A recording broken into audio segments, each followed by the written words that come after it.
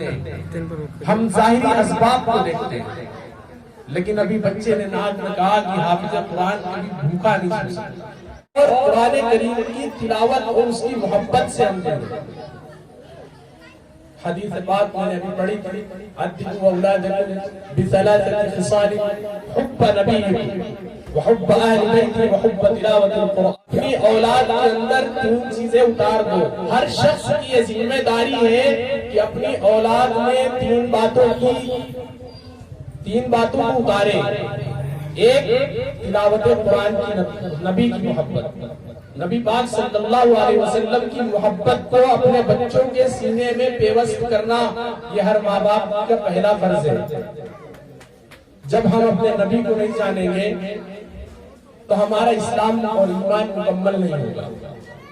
رسول اللہ صلی اللہ علیہ وسلم نے بیان کیا، ارشاد فرمایا کہ اپنے بچوں کے اندر اپنے نبی کی محبت اتار دو۔ آج بچوں سے پوچھا جاتا ہے کہ تمہارے نبی کا نام کیا ہے، بچے نام نہیں بتا پاتے، بچے کیا پڑھے بھی نہیں بتا پاتے، اور بہت سے ایسے ہوتے جو فقط صلی اللہ علیہ وسلم درود پڑھ دیتے لیکن نبی کا نام محمد، احمد، حامد یہ نہیں بتا پاتے۔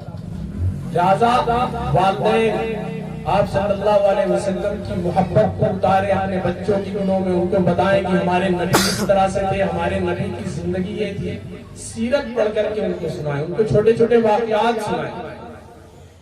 وحب اہل بیت، اہل بیت کی محبت، صحابہ کی محبت، صحابہ کی محبت اور اہل بیت کی محبت بھی بچوں کے دلوں میں اتارنا یہ بھی بہت ضروری ہے، ورنہ ہم کہیں کے نہیں رہ جائیں گے۔ تیسری بات جو آپ نے فرمائی، حب تلاوت القرآن، قرآن کریم کی محبت اپنے بچوں کے دل میں اتاری جائے۔ اگر آپ یہ کام نہیں کریں گے تو آنے والی نسل کا